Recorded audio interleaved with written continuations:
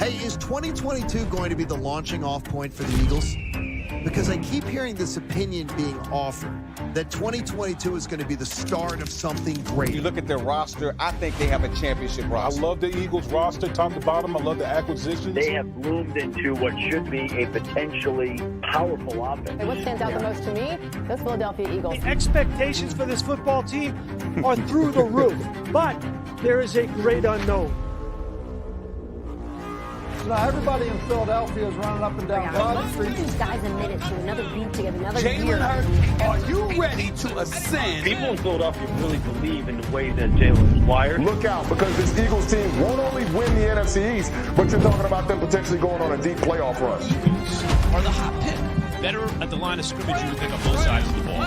Jalen Hurts ascending. Keep building off each week, man. Take a game at a time, one day at a time, and just get better, help each other get better.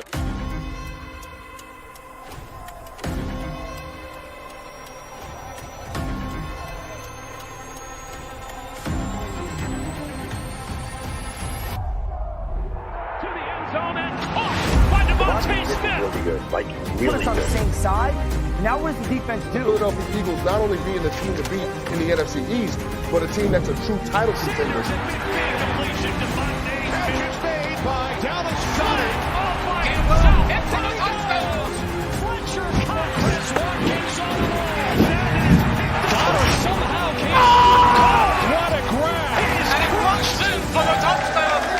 Turn that music back up. There's very few teams in the NFL that have as many building blocks. One of the most anticipating seasons that we've seen in a long time. I know we got something special in here brewing now. We got something special.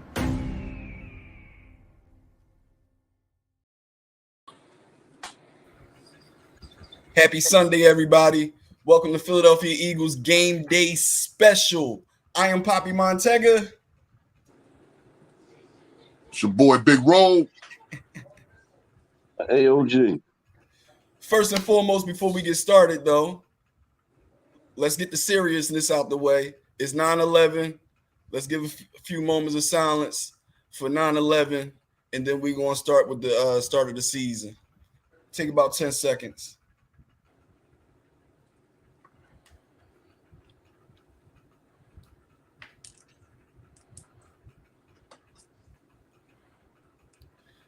Y'all ready for some football? Yes, sir. Check this out, Pop. What's going on, fellas? How y'all doing? One second, Pop. I got my own personal 9/11. My neighborhood. Yes, we sir. got our own personal 9/11. We lost a legend on 9/11 in my neighborhood. So we got our own personal 9/11 going on. Okay. My man, Miles Mack. Say that again. What's his name? Miles Mack. Miles Mack. Yeah. Salute to Miles Mack. Peace and paradise. Positive vibes going towards him and his family and everybody else who was affected by 9/11. Believe it or not, we all were. But, you know, the ones that know they were. Somebody got the show on in the background.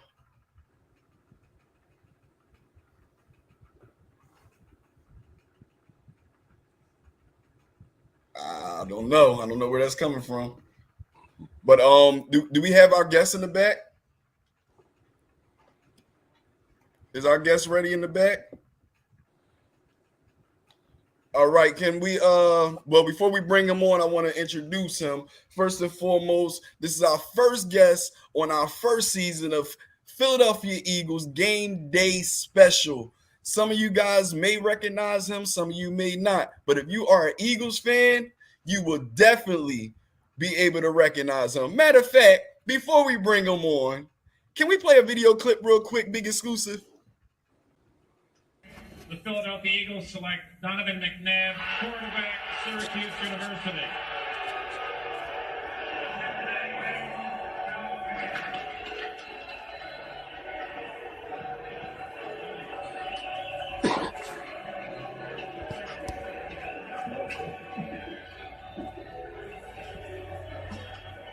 You had guys, and then this one here. The Jets took Kyle Brady over Warren Sapp, and the Jets fans were in hysterics. It was as if, and this is all in New York, as if the world was melting. Kyle Brady had a nice career. He was a tight end out of Penn State. Warren Sapp is a Hall of Fame defensive player. My point is this: if the Browns, with all this build-up to the draft, shock the world, it would probably be the biggest shocker in NFL history if they took Baker Mayfield first overall. The biggest in NFL draft history because of all the buildup for this draft. The reaction there of people being upset, it would be more like shock. Like, what's the image from Eraserhead when the guy's head just pops off? Like, scanners. That's what we get. All right. What are the chances it actually happens, though?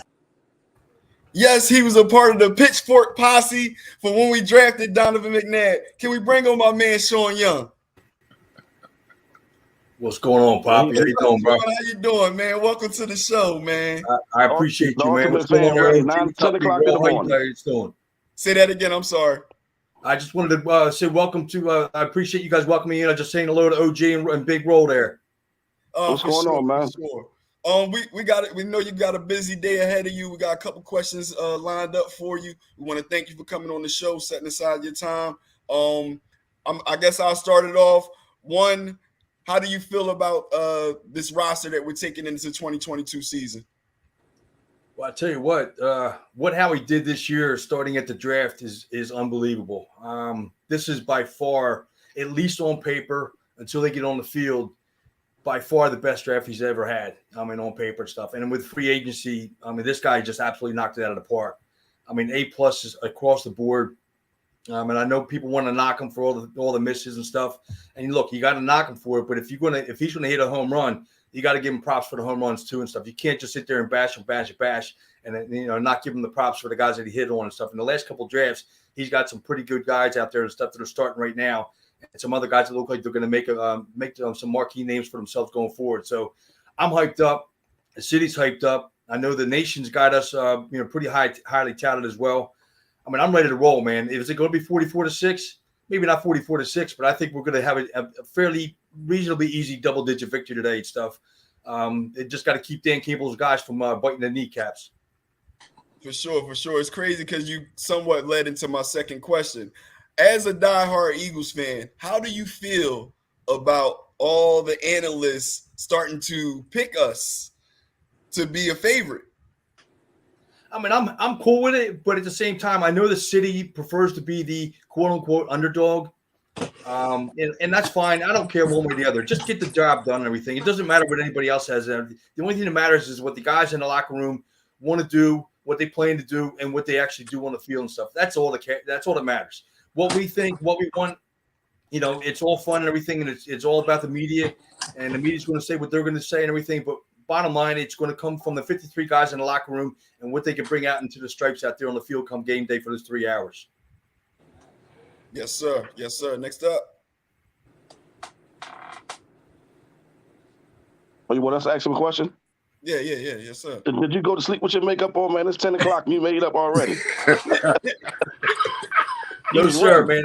I've been doing this so long like that. It feels like it's getting dressed for work. So, I mean, I'm ready in less than a half hour. So I'm probably ready for a game day or everything. Probably less time than it takes most people to get dressed for work. Yeah, I used to coach youth football, and we had you at our field, the Overbrook Monarchs. You came up there for the kids. It was a while ago, though. Yeah, it was good. It was probably good. Probably 6, 7, 8 years ago, maybe something like that, maybe a little longer. But I remember, man, it was a great day. You guys put together a great event out there. The kids had a great time, and I had a lot of respect for you guys for doing what you did for the community kids, man. It was awesome. Yeah. Big Bro, what you got for us? Sean, welcome to the show, man. I appreciate you, bro. Thank you. First question, who's your favorite opponent to heckle? I've had quite a few over the years, but I tell you, it's funny because I've had a lot of opposing guys come up to me when I've been lucky enough to have some preseason passes and stuff, pregame passes on the field, and I've had some of the guys come up to me and thank me for the good battle back and forth and stuff like that. They said that that I handled myself well. I was clean about it. I was funny about it. And everything. I had respect for those guys and everything. Odell Beckham was one guy with the Giants and everything, and Brandon Jacobs as well. When he came back to New York after he left and went to San Francisco, came back, his final game at the Link, he wasn't dressed for the game because he was hurt. He made it a point to come running up to the stands in the end zone where I'm at, came up with an extended arm and shook my hand, and he said, "Look, I just want to give you props, man. I appreciate you what you were able to do and what you continue to do." He said you had a lot of fun and everything. We had our battles back and forth, but you did it the right way. You did it respectfully and stuff, and you're one of my favorite opposing fans and stuff, and I appreciate that. And he gave me a good firm handshake, and he said, just good luck going forward and stuff, and just keep doing your thing. So the Giants have been a lot of fun, but like I said, Odell and Brandon have come up to me over the years and stuff and given me props for for having some good fun with these guys. Nice. Second question I got for you, Sean. How do you motivate the fans when the Eagles are getting their asses handed to them? It's tough, man, because I got to dig into myself at times too. Because people ask me, "Do you ever leave a game early?" I said, "Look, I don't leave early. I mean, if we're up 30 or down 30, I'm there until that clock hits 0. It doesn't make a difference. It's just the way it is and stuff. And you got to just keep feeding into it and stuff. And look, I was there in 2010, in December of 2010, when the Eagles were playing the Giants, the first season at MetLife Stadium. We were down 31-10, about 7.5 minutes left, and half the stadium had dissipated. Giants and Eagles fans both. And my buddies wanted to leave. And I said, look, if you want to roll, you can roll, man. But I said, I'm staying here. I'll meet you in the parking lot afterwards. I said, this offense can light it up. I'm not going to see you to come back, but you never know. And then bang, bang, bang like that and everything. Before you know it, Deshaun Jackson's in the end zone with no time left on the clock. And these guys are like, dude, I want to kiss you for making a stay. I said, if you kiss me, I'm going to knock your ass out. But, you just got to keep it, man. You got to keep the enthusiasm. It's not easy all the time. I mean, you can see the only guys in the field and stuff. They're not always into it all the time. When they're getting their butt stumped and stuff, they got to try to find a way to dig out too. And that game, they happen to do it. And we found we've had games where we've had to battle back, and we've had games where we've had teams come back on us and stuff. So you just got to keep the hopes alive, man, and just keep the fire burning.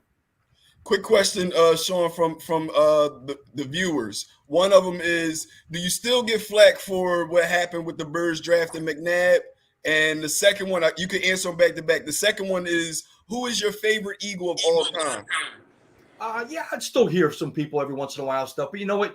Just a few months, I'd say probably about 5 months or so after that draft was over, Donovan had not even really stepped on the field yet. And one of his teammates who was drafted the same draft, Cecil Martin, I had become pretty friendly with. A lot of guys, when I used to bounce down in a place called Live Bait in Old City down on 2nd Street, a lot of guys used to come in on the weekends and hang out. And Cecil, I had met with and stuff, and he brought Donovan and a few other guys in one night. And this is, like I said, this is before Donovan even hit the field. He didn't even make a name for himself yet. And he introduced me to Donovan. I had about a 15-minute one-on-one talk with Donovan and apologized to him for my reaction, and only me. I couldn't apologize for anybody else. And he's like, look, I appreciate you doing this. You didn't have to do it. He said, obviously, I didn't like what had happened and stuff, but the fact that you're going to step up and apologize to me and stuff, I appreciate it. I did the same with his family and his brother stuff later down the line.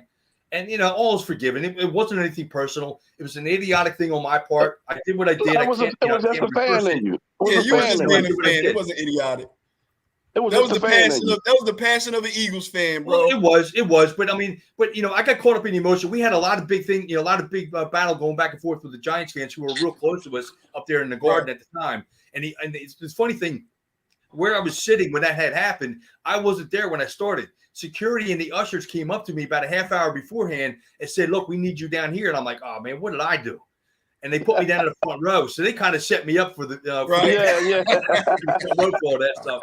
And it was, like I said, every once in a while I hear some things, but you gotta brush it off, man. Over the years, if the fans didn't appreciate what I've done over 25 years, I couldn't have lasted one season. So the fans let me have fun and let me, do what I do and everything, and knew that I did it the right way and had fun with it. And I appreciate them and stuff. And without them, allow me to do it, I couldn't have lasted one season unless 25. Now, my favorite athlete of all time is Brian Dawkins. He knows this. I've told him this without question. I've become pretty friendly with Brian over the years. I've done a lot of appearances with him. Most recent was back in May. He's a great guy. He gave me his contact information to be able to keep in touch with him over time and everything. And when these guys give me their information and stuff, the contact numbers, email, whatever the case may be, I only do like the happy birthday, Merry Christmas kind of stuff. I don't just beat up their phone on a daily basis, say, yo, bro, what's on, like that. I don't do that stuff. It's all about happy birthday, Merry Christmas, thank you for this, that kind of stuff. So yeah, B Dawk is by far my favorite guy. Okay. I know you have something scheduled for 20 after. Is there any final words you want to say to our viewers or anything before you go? First thing I want to say is I appreciate you guys doing a little silent thing for the 9/11 stuff, because today, first and foremost, that is the most important thing. There's no question it's been 21 years, and it's hard to believe it's been that long. So for those that have lost somebody, like they may their souls rest peacefully in the Lord's hands. God bless each and every one of you going forward and stuff. Thank you for the heroes. Thank you for everybody out there that did their part and everything to keep this nation rolling forward and everything. And I appreciate you and love you all. As far as the Birds fans, look, we could do this. We could find ourselves in Arizona in February. There's no question about it. We just got to take care of business on the field. We know what our fan base is about. We know what we could do. We got to bring the noise. We got to bring our heart and everything each and every week like we always do and stuff, whether it's on the road or at home and stuff. I got 2 games scheduled on the road this year, Arizona and Indianapolis. Knocking off Indianapolis will knock off one more team for the NFL, and I think I'll have 4 stadiums left that I got to hit. So let's just roll, man. Let's just get this done starting today. Start out quick and just take care of business today and everything. And we got to have a fun season going forward here. I appreciate you guys. You guys, I wish you all the best with this podcast and stuff for you guys, and you got your things rolling here and stuff. I am greatly honored that fact that you make me your first guest. I appreciate it. Believe me, I don't overestimate anything, and I appreciate everybody that gives me any kind of time in any way, whether it's a photo, talking to me for a few minutes, whatever it is. I appreciate it. I love you guys all for it. I mean it from my heart. God bless each and every one of you going forward, and let's go Birds. Let's go Birds. Be safe out there on your travels, Sean. Thanks for coming on. Take care, appreciate Sean. you guys. Take care, man. Go Birds. What's up, panel? How y'all doing, on, man? man? How y'all feeling about the day, man? Feeling real good, man. Feeling real good. What y'all think about Sean, man? Did y'all have any ill feelings initially with him as far as the McNabb thing way back when? I ain't give a shit. He was being a fan. Like that ain't right. You don't take that kind of shit personally. Exactly. Now, how about this? We all know why. I'm sorry. Go ahead, Big Roll. I'm not gonna lie. What's dope about it is, Philadelphia Eagles fans get a real bad rep for not having no class. Right. Dude is all about the love of the game. Dude is all about fun. And like you said, for him to be getting that much love from the players as well as rival players, dude, you're a good dude. So I should put that myth to the rest that, because we threw batteries and snowballs and shit, that we ain't got no class. I mean, us that's true fans, let's keep it all the way funky. We all felt that way initially because we all wanted Ricky Williams, bro. Everybody in Philadelphia wanted Ricky Williams. He was the hype because he was the hype of that draft. Yeah. So he just got caught out there. We didn't need him though. We didn't. But I'm just talking about as far as I guess he just kind of got caught out there being an Eagles fan because, like I said, we all pretty much wanted Ricky. And they lined him up though. Yeah, that's another one. Go down there with the Eagles fan, y'all up next. They lined him up. Yo, man, y'all excited about this season, man? Yeah, man. 1 o'clock can't come faster. Hey, man, I got a quick question now. Go ahead. Pop, why is you dressed like a referee, nigga? I'm in the spirit, man. But you know what? The big reason why I'm dressed like a referee today is because that's the only way we're going to lose the game. Okay. It's going to come down to the refs. You can throw a flag. OG, you can throw a flag at the crib and shit. Yeah. And we might got to blow a whistle and throw a flag on the play during the show. You never know. Motherfucker. Yeah, because Rose be getting out of pocket and shit. Like, let's check out some of these comments real quick before we go into our next little segment. What's up, Bianca? Miss Mullen is in the building. We got Big Exclusive talking trash, even though he just got some love from an ultimate Eagles fan. He showed the Giants some love, and you still talking crazy. Miss Anderson. We got my man Dame in the building. Who else we got? Hey, Brienne. Say Brienne. We got Brandy. She said, I got the Foot Locker lay on. No, it's an actual referee shirt because I actually used to blow whistles and throw flags. Yo, she said that. Brandy be like, God.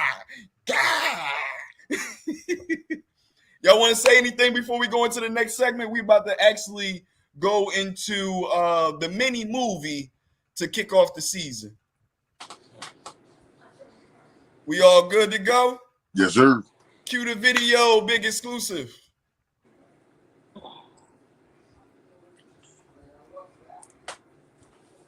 See, Giants fan, man, late to the party. Wow. Giants they fan. ain't used to being invited. That's why. I sent the schedule to everybody. You know what I'm saying? The Giants not used to being invited to the party. The East Rutherford Midgets. Now you want to act like John Starworth. He's stalling and shit. Like, it's all good. We got some cushion time in here to clean up. Man. We got some cushion time to clean up. What we got here? Give me a second, bro. Who y'all think was the Eagles' worst pick since the pandemic? The pandemic just ended. Yeah, for real. We ain't picked nobody, have we? Yeah, we ain't, and Howie has picked very well. I guess we would have to go with the guy we just got rid of. He would have to be included in that pandemic situation. Rager. Yeah, that's the worst pick since the pandemic. I feel like he going to be successful down there in Minnesota though. I don't think he got it in his chest, man. OG, was he a hoagie? Yeah, he definitely was a hoagie for us.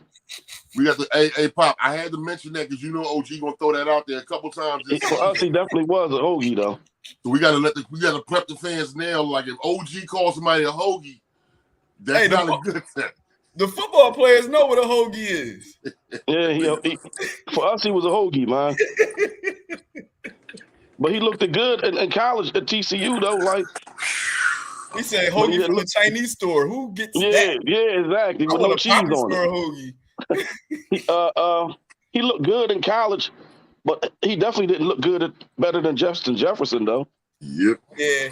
And they laughed at us when we made that pick. Yeah, the video is up. Let's cue the mini movie for the season. Let's go. When you play in the city of Philly, it's always big expectations, you know.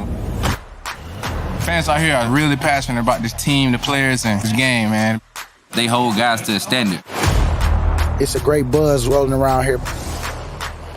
It's always go. You gotta have a hard shell to be here. You know, this city, they want you to win. We're gonna prove to you that we're the best. It starts here each and every day. It starts in the weight room, the film room. Touchdown to Devontae Smith! We approach the day like every rep is the most important rep of our life. We have some great leaders on this team. We have some great personalities. Out here about to whoop some ass. The only people that really understand what you go through is the people you play next to. It's just really exciting to see the young guys grow. We do got some dogs back there. Let's go! Come on, push! The word for me has been consistency. We line it up, do it again. It takes a lot of blood, sweat, and tears. Don't take nothing for granted.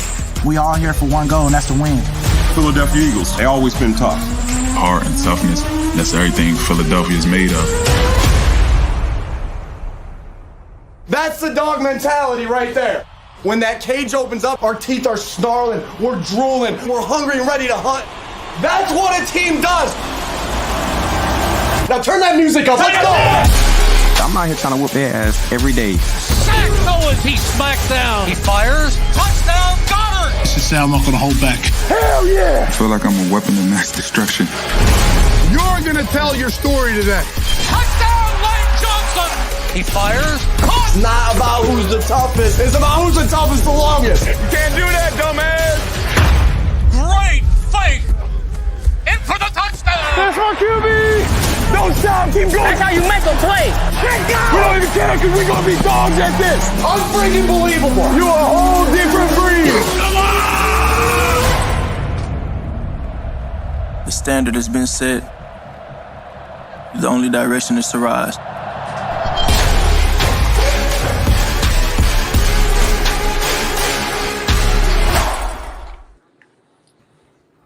Oh man, that gets me so excited. I'm ready to strap up, man. I'm like Al Bundy. I got one more left in me, Pop. Just put me in on the goal line. Let me fall forward. Yeah, put me in the goal line, man. Yo. OG not impressed. 4th and 1. I'm not an Eagles fan, but I love football. Niners faithfully. Anyway, who was your best QB, wide receiver? So the questions, we're going to kind of save that to the end because we're on a schedule here. But I do want to touch on how y'all felt about last season before we move on to now. Last season was a building block. That's all. A building block. And the crazy part about it is we didn't have to go and rebuild more when you be just ass for a couple years before you can compete. Right. So we wasn't ass. We made the playoffs, and just it's a building block. Now, did we make the playoffs because of the extra game? I I would think not. Mathematically, we did. I would think not because you know why? The extra game, even we could have won one more game or lost one more game. So I don't think that was the reason why, though. Without that extra game, we wouldn't have been a wild card team.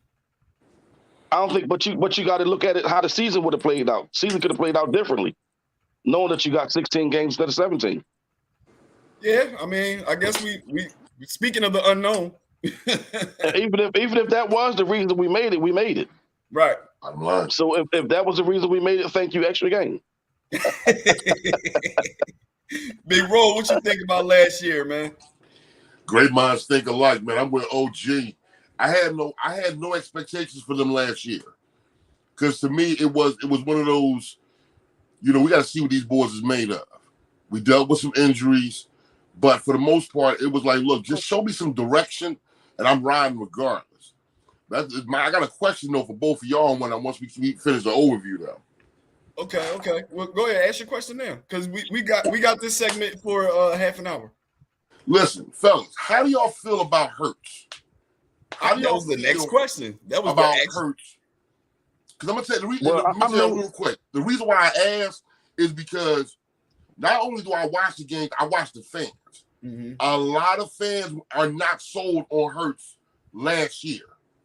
They kept pointing out the boy negatives. He can't throw the deep ball. He's not accurate. But I see potential. Last year, I said, I like this kid. That's what I'm asking y'all. Like, what do y'all think about Hurts and whatnot? 2022, what this boy gonna do this shit? But the thing is, you got to judge him like you judge everybody else. What was around him, though? Who he going to throw the deep ball to? Nobody. Our speedster was Jalen Reagor. He couldn't get down the field. He couldn't catch the ball. He can't even track the ball. He can't track the ball. You got to look at what you put around him. So now, after this year, it ain't no excuses because he got everything that you could need as a quarterback. I think he's going to be okay because he was proven in the biggest conference in college football. He played the SEC. Then he went to Oklahoma and did his thing. So if you give him what he's supposed to have as a quarterback, it's going to maximize whatever skills he got, his potential. So potentially, I think he's going to be cool though. But if he can't do what he got right now, then he's just not good. I'm a big fan of Hurts. Anybody that's been around me would tell you I have been calling for Hurts since Carson was playing. I was calling for Hurts to get on the field. And me doing that, it made me think back of when we had drafted Donovan McNabb. Okay. We drafted Donovan McNabb. He came in with a rookie head coach. And remember, Andy Reid would not bench Doug Peterson. Because that was his main man. And McNabb didn't get in until about week 6 or week 7. Week 6, 7, yeah. He balled out. We didn't make the playoffs. You dig what I'm saying? But I'm saying that to say this. Rookie coach, second year, technically from playing time, rookie quarterback. They superseded Donovan McNabb and Andy Reid, and we see what that turned into. You dig what I'm saying? Yes, like sir. we both touched on. He has everything around him that he needs now. But my old thing with Jalen Hurts was we actually got a chance to see him go through his growing pains. We don't get to see that with too many quarterbacks. You dig what I'm saying? We get to see them come off the bench, come in here around this time, around the end of the season. You know what I mean? By the time we really get to see him, it is year 3 or 4. So here we go, year 3. And one thing that Jalen Hurts said last year that stood out to me, I don't know if you guys remember this, it was during a press conference. He said, my 3rd season starts tomorrow. Yeah, that was after the playoff game. The day that they lost to the Bucks. That wasn't no loss. We got boat race that day, man.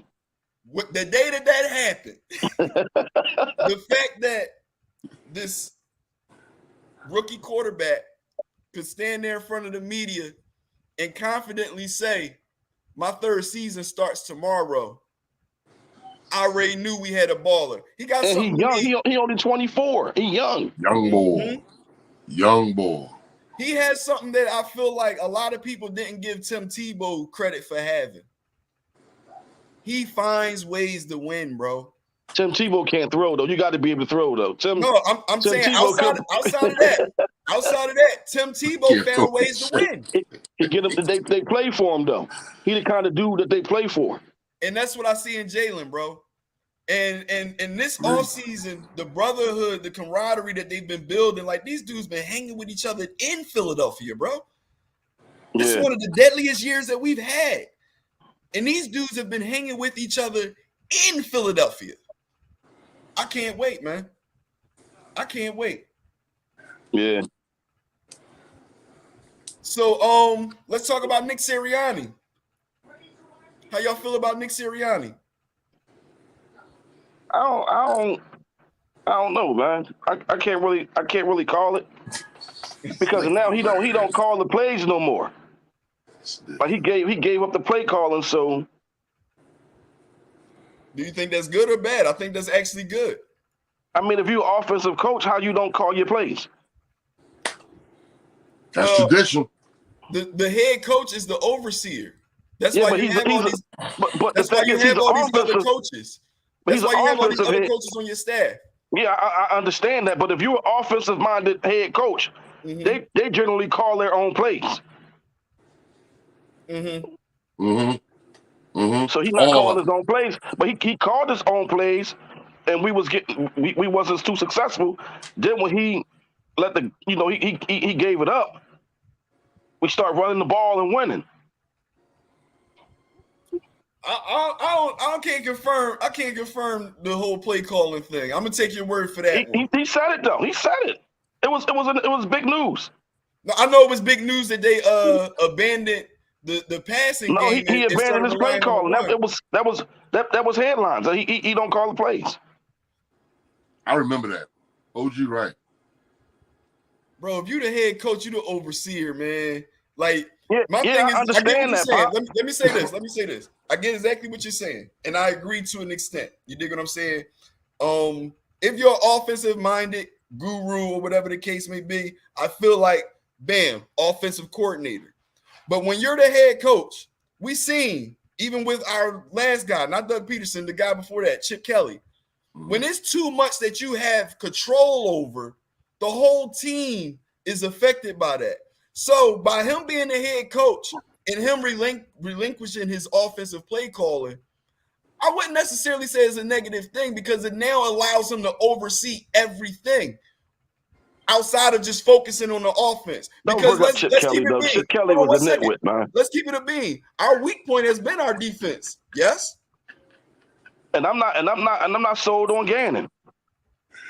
No, yeah, me neither. I'm not sold on him at all. But we got if he come out playing that sticks defense, man, I'm done. Well, I mean, we have the guys to do that now. Yeah, that's what I'm saying. So with the players he got now, if he come out and play that sticks defense, I'm done. He got to go. Well, you gotta play to your personnel. And that's let's keep it all the way why, funky. And our personnel don't say that we got to play sticks defense this year.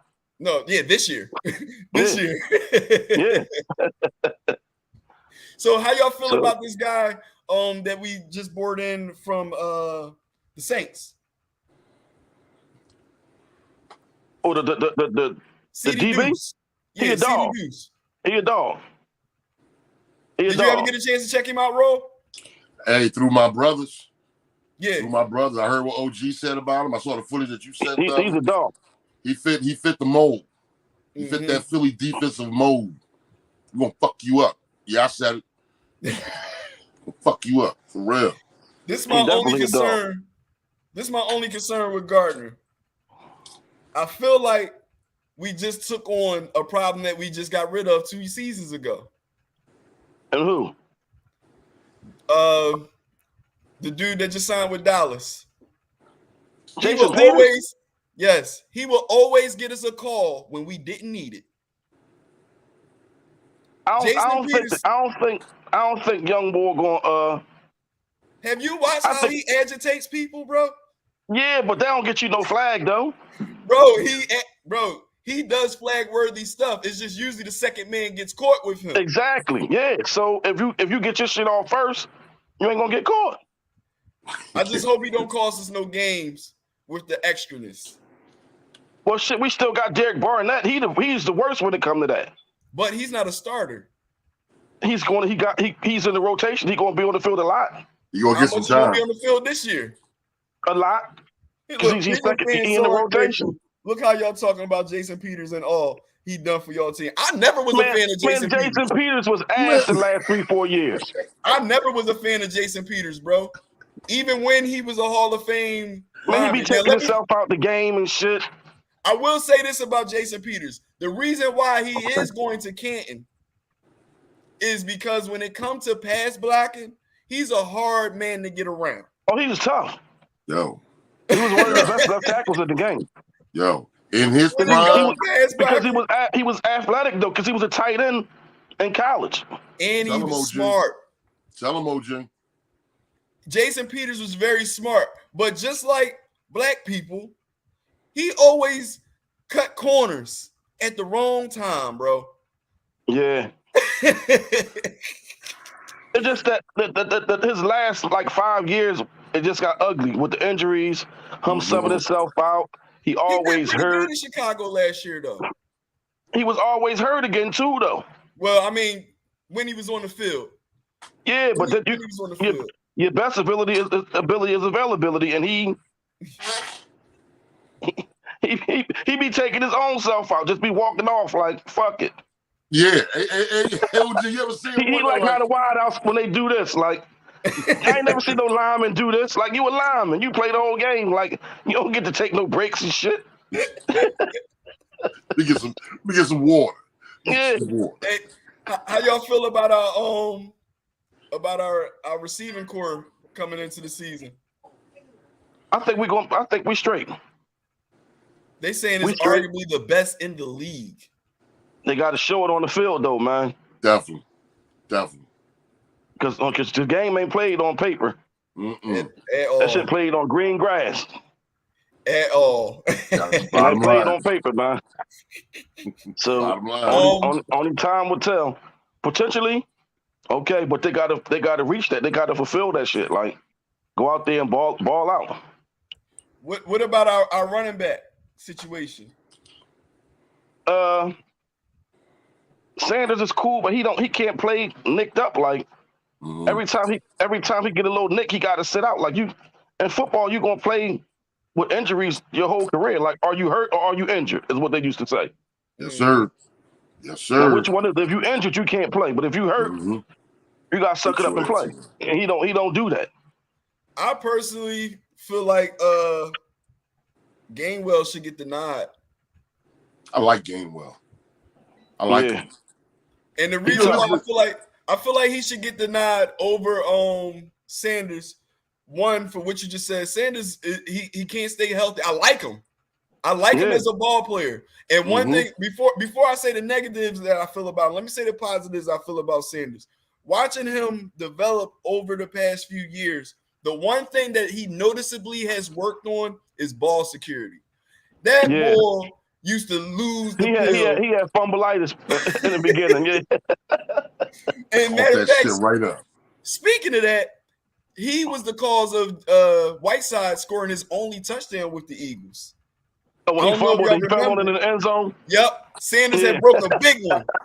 He fell on in the end zone. Fumbled that shit. Into the end zone, and Whiteside picked it up. And he scored his only touchdown of the Philadelphia Eagles. That's crazy. But yeah, I think Gainwell should get the nod because of the style of offense that I feel like we have. We don't know what we're going to run, but based off of what Nick Sirianni has been giving us, and based off the talent that we do have, I feel like Gainwell would be the perfect fit for that because there's a lot of reads, there's a lot of play action reads, there's a lot of option. You know what I mean? It's a lot of spread. Now, if we was playing big boy ball, I would still want Sanders to start, or maybe even Boston Scott. You know what I mean? But the way our line built, we should play big boy ball. But I feel like the way our line built gives us the option to play big boy ball. At the end of the day, you see how our linemen be pulling, bro? Man, they be destroying people in the open field. Yes. And we only can do that with the spread. You can't really do that. You got Jordan Mailata coming downhill on the D-back. That's a business decision right there for the D-back. Yeah. That's a life decision for that nigga. Yeah. That's what I'm saying. Hey, So you Mr. gotta let Chester, them. don't direct the program, bro. We got all that lined up. We're gonna get to that, bro. You gotta let them. You gotta let them lean on them. Them big motherfuckers lean on you all game. The fourth quarter. You was a wrap. Mm-hmm. Yeah. It's a wrap. I definitely feel like we're going to get the opportunity to see some big boy ball at some point in time in the season, because we all know typically what happens for us. We reach that wall, I want to say, around the end of October, early November, where we can't score points. Mm. And that typically is the time when the Giants start winning, because they start off as a terrible team. They be 3-8. And then they start going on their little run and become a 500 team. We don't even need to talk about them. Ain't no need to discuss the Giants. Like, when they do that, I think Alabama can beat the Giants. Say that again. I think Alabama can beat the Giants. Hey, that may be true this year. That may be true. Speaking of that, how y'all feel about the rest of our division? The Commanders, the Cowgirls. Well, you know how the Cowboys. It's the year every year, and they just an accident waiting to happen. That's all. I wish we had Stephen A. queued up for this. It's gonna happen. It's gonna happen. You just gotta wait for it. That's all. It's gonna happen. Just wait for it. What is that theory called? What is that called? Whatever can go wrong will go wrong. Will go wrong. What is that called? It's called something. Murphy's Law. Murphy's Law. Murphy's Law. Yeah, that's them to a T. It's been their year every year, man. Every year it's their year. And then they start ain't getting did no desperate winning. and talk about the three-headed monster. Yeah, but that shit is so old. Like, that was 30 years ago, man. How about this? You see, even Troy Aikman is rooting for the Eagles this year. Yeah, I don't like that though. So I'm just saying, it's a lot of people trying to hop on the bandwagon, man, and that scares me as a fan, bro. I don't worry about that superstitious, when it comes to the new fans and on the bandwagon and all that shit. Like, they're gonna do what they're gonna do, regardless of who on the bandwagon or not. To all our viewers and commenters, how do y'all feel about the roster going into the season? Comment about how y'all feel about our roster going into the season. We got about another 15 minutes for this segment before we move on to the second half of the show. This is a time for you guys to interact with us as we talk about last year and going into this year. Coming up at the 11 o'clock hour, we're going to start going into today's game. The Lions, predictions for the season. At 11:30, we have football for dummies. And Ro, we don't want to hear that you don't make no prediction shit, and then 2 minutes later you made one. So you make predictions, bro. And when we do these predictions, it's just win or lose. Just win or lose. Sir. You don't gotta put you don't gotta say the point spread and nothing like that. Just win or lose. Who you think gonna win? Who you think gonna lose? Hey, Pop, yes. I'm in the I got the suicide pool or whatever. So you know what a suicide pool is? No, what's that? So what a suicide pool is basically is a whole bunch of people put up a certain amount of, you put up $25. 50 people, 25 people, whatever. So you pick a team every week to win. You don't have to worry about the point spread. So you start with this week's games. You pick a team. If they win, next week you get to pick another team. But if they lose, you out.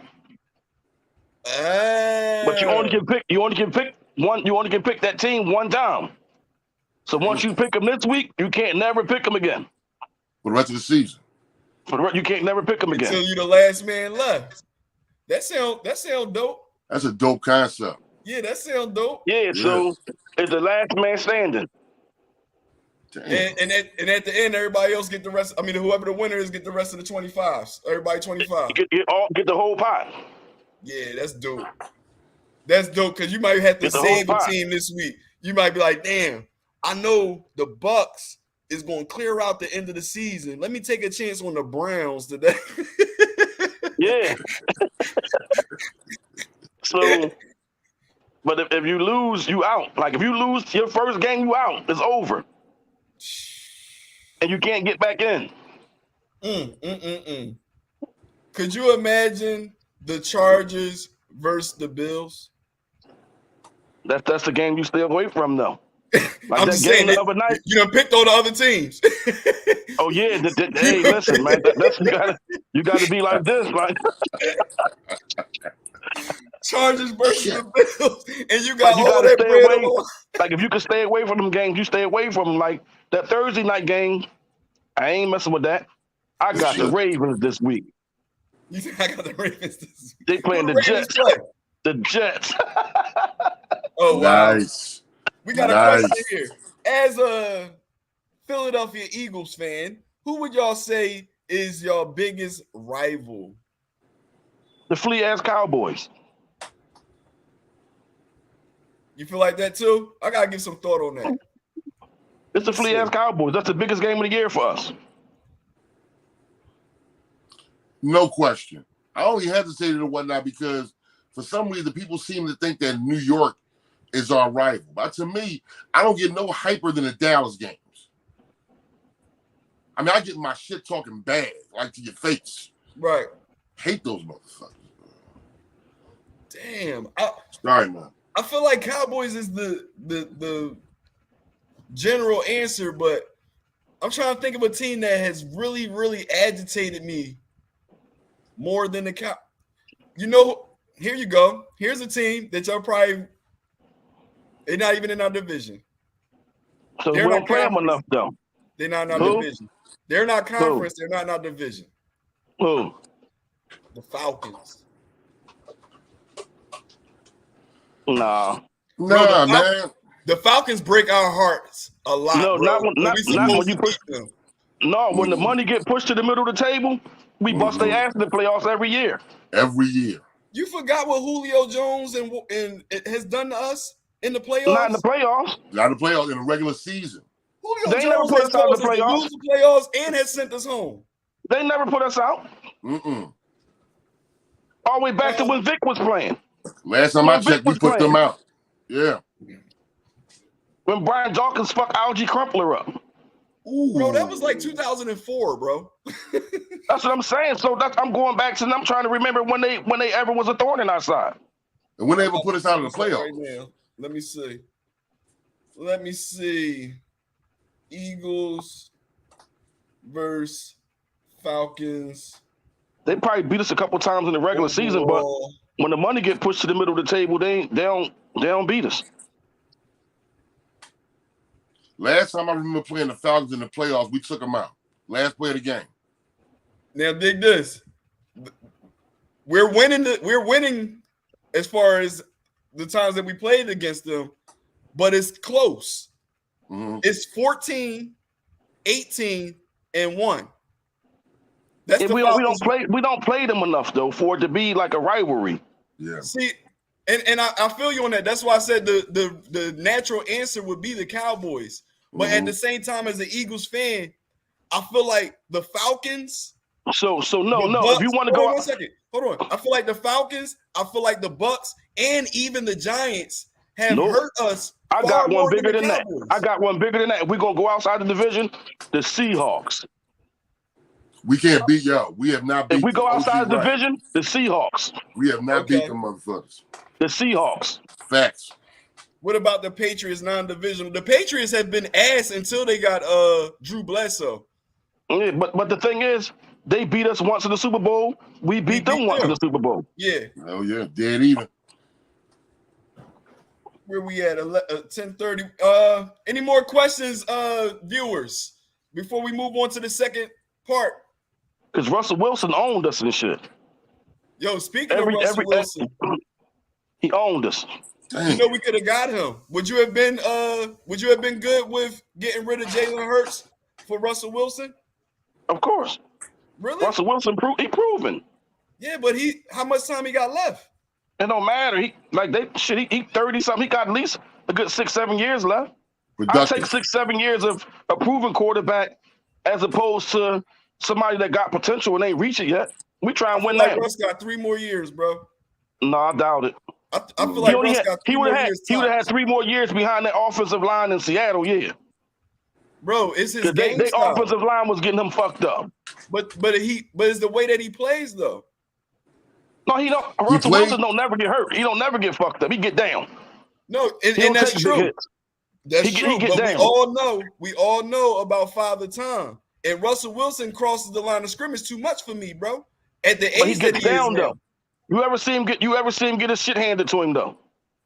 No, he gets tackled. He don't get hit. Russell Wilson was a baseball player. He know how to slide. True indeed. But once again, Father Time, bro. Yeah, but Father Time don't bother with your mind when it comes to you gotta get your ass down. If you always got down, you're gonna continue to get down.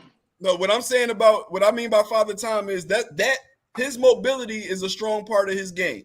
You dig what I'm saying? Yeah. Now we take into consideration the best deep ball in football though. Hold on 1 second. Let's take into consideration. Let's look at Aaron Rodgers. We've watched him alter his game as Father Time has crept in. He is still mobile, but he's more so a sit back there. But Aaron Rodgers be getting fucked up though. Aaron Rodgers be getting fucked up. He been hurt a lot. He broke his collarbone. He didn't miss a lot of time. And he's adapted to the game. All right, so answer me this: Russell Wilson going to outlast Aaron Rodgers? Yeah, because Aaron Rodgers older than him right now. How much? By a lot. Bro, you just pulling shit out the air like Bluetooth. He man. is. Give me some concrete facts. Aaron Rodgers is close to 40. Russell Wilson like 33. He's 33. I thought he was like a little older than that. No, Russell Wilson not old. I'm taking Russell on that one. Let's see. Look it up. Russell Wilson not that old. I'm pulling it Aaron up. Rodgers right damn now. near 40. Aaron Rodgers been in the league for like 20 years damn near. True indeed. Rodgers started with Favre. But you see, he didn't start with Favre. Favre was still there when he started, but he didn't start with Favre. But you see what I'm saying, though, right? You go back as far as Favre. Favre, a lot of people don't know, was playing for the Atlanta Falcons. Favre was a bitch and didn't want to help the young boy out when he got drafted to Green Bay. True indeed. Yeah, Russell Wilson was born November the 29th, 1988. He's 33 years old. He'd be 34. Yeah. He's 5'11", 206 pounds. How old is Aaron Rodgers? About to pull that up right now. Yeah, Aaron Rodgers definitely probably almost a dime. He's close older. to 40. He close to 40 years old. And I don't be pulling shit out the air, Pop. Huh? I don't pull shit out the air because people fact check shit. Aaron Rodgers was born December the 2nd, 1983. Almost 40. That means he's 39. He'd be 39. 38 going on 39 years old. 39, yeah. That's close to 40, right? True indeed. But once again, he's altered his game, bro. Russell Wilson because you know why? He had to because he was getting hurt. Russell Wilson don't get hurt. He's going to have to alter his game, but not because he was getting hurt. Because when you get older, you can't play the same way. True indeed. And you just said age will make him alter his game. So you heard what you just said, right? Injuries made what you call him alter his game because he was getting fucked up. All right. You said Russell Wilson didn't alter his game because he wasn't getting hurt. Which means hold on, he's going to have to alter it because he's getting older. He's going to have to. Russell Wilson still plays ball the same way. You said he hasn't been getting hurt because he knows how to get down and all that. What I'm trying to get you to understand is with Father Time creeping in, if he still plays like that, one of these young bulls is going to catch him. I think he's smart enough to know that he has to change. He has to change. You said Aaron Rodgers changed because he got hurt. That's a good thing. Because he kept getting hurt ahead of time. Russell Wilson is old. So when he gets hurt, he's old still playing young. So when he finally does get hurt, he's not hurt. He got to get hurt to be hurt. Well, we will see. I don't want to pull no juju on my man. I don't want to create no bad juju on him. But all I'm gonna say is this: if it ain't broke, don't fix it, right? So Russell Wilson hasn't fixed his game, but Father Time takes away a step, right? And when he take that step away, that's like Jordan. It What might Jordan be start late. doing? That's what I'm saying. What Jordan start doing? Jordan stop going in the lane and start pulling up. But Jordan started doing that early. Jordan worked on the different part of his game every season. He added something to his game every Detroit year. was fucking him up, and he stopped going in there. Yeah, when he was a baby. Detroit was wasn't fucking him no up when he baby. was a baby. He wasn't no baby. He wasn't no baby that's fucking him up. When Detroit was fucking Jordan up, he wasn't no baby when he wasn't no baby when he started depending on his mid range. He wasn't no baby. I'm talking about when Detroit was fucking him up. Oh, when they was fucking him up, he was a baby, yeah, but his mid range ain't come into play until later on in his career. Well, you can't use two different points to make one. Detroit was fucking him up, and he stopped going in there. Exactly. When he was a baby, he learned early. What I'm saying is Russell Wilson ain't learned early, so it might be too late by the time he learned. He didn't have to. And then the thing is, he's playing behind a bullshit offensive line, so he got to run around like Benny Hill. So what's you saying the offensive line in Denver is better? Yeah, way better, significantly better. Look it up. That's why they always had a running game. Denver Broncos always have a running game because their line always was good. The Denver Broncos is they line. Remember the cut blocks and shit that they outlawed? It was because of the fucking Denver Broncos was hurting people, cutting them and chop blocking and shit. They don't have nothing to do with 2022. They line always was good. That's the foundation of their football team. All right, I'm about to pull this up right now. Let me see. Since Terrell Davis was playing, their line was been good. Always. They always make sure they got it up front. Always. Blocking schemes was dope too. All right, here we go. Right here. This is crazy because this will take us right into the next segment. I'm trying to pull this up right now, get the list together.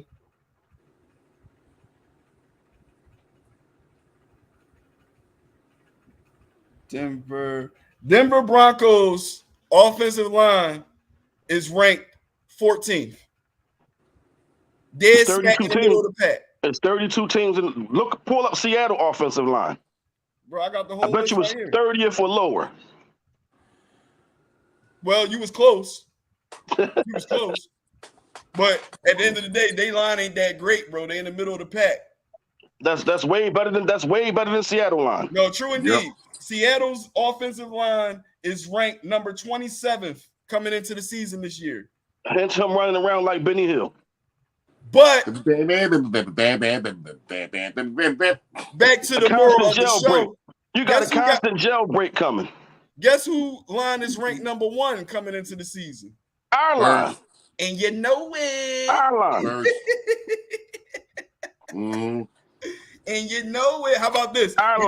We got 1 minute before we go into the next segment. Can anybody tell me who's ranked number 2? Even in the comments. Who's ranked number 2 without looking at the stats? Probably, I would probably say Green Bay. Nope. Number 2 ranked offensive line coming into the season. We'll see the Raiders. But Who run like that? Baltimore. Unless this list is wrong, it got the Chiefs. O-line? They're going to need it. Unless this list is wrong, here's the list. Eagles, Chiefs, Lions, Browns, Packers, Bucks, Patriots, Rams, Chargers, 49ers, Colts. Top 11 teams for offensive line this year. Well, we just saw the Rams' offensive line wasn't that good. Well, remember I said coming into the season. It's all going to change after tomorrow. After Monday night, all that's going to change. Yeah. But we're into the second part of our show, and now it's time to give the Eagles-Lions preview. Do we have that video queued up, Big Exclusive? In our house, man. If so, they want to come in here and take your season away. Philadelphia Eagles in Detroit for Week 1 with mile-high expectations for the 2022 season. They can have those outside Denver too, you know. Let's go together. Let's go. Come on. Detroit hoping not to be that team that just gives others a scare this season. You're a tough, gritty group, man. You're a tough, gritty group. Eagles fans feeling overconfident. Philly destroyed Detroit last year, 44-6. How they did it matters because it could still be relevant. This game is all Philadelphia. Eagles 44, the Lions 6. They could have won by more. Philly's fight song remix was sort of born that game. Ran more than Forrest Gump. Worked so well, they just kept on running it week after week. Didn't stop until they made the playoffs. Lions' off-season moves didn't really address their rush defense, so might still be there for the taking. Running up the middle, in for the touchdown, Jordan Howard. Eagles still sport a four-headed rush monster, too. Don't have Jordan Howard this time around. Miles Sanders is there, though. Didn't even play against Detroit last year. Major home run threat. Sanders cuts back to the right. No one there. Miles Sanders up to the 40 and out near the 45. The Eagles will test second-year nose tackle Aleem McNeil. Detroit has high hopes for his year, too. And he's got to step up. He's in trouble. He's thrown to the turf by McNeil. And of course, there's Aiden Hutchinson. He's supposed to address their issues at chasing down QBs, but he's also supposed to be dual threat, if you will. Against the run, he's going to crush tight ends. Hutchinson is one of several additions to Detroit's defense that should encourage Philly to stick to their bread and butter. But who else would be front and center if it's a run-heavy attack? Alex Anzalone, that's the Lions' top linebacker. Under pressure and goes down. Alex Anzalone. Safeties would have to creep up. Tracy Walker and newcomer Deshaun Elliott. Play action, Garoppolo in trouble. It brought the heat, and this time Tracy Walker drops the 49er quarterback. Under pressure, he's going down. Deshaun Elliott from his safety position with the sack. It's, of course, A.J. Brown's first game in green, his first game with Jalen Hurts as his QB. Tannehill in the gun, looking, throwing in the end zone. Brown gives them a nice pass-catching big three.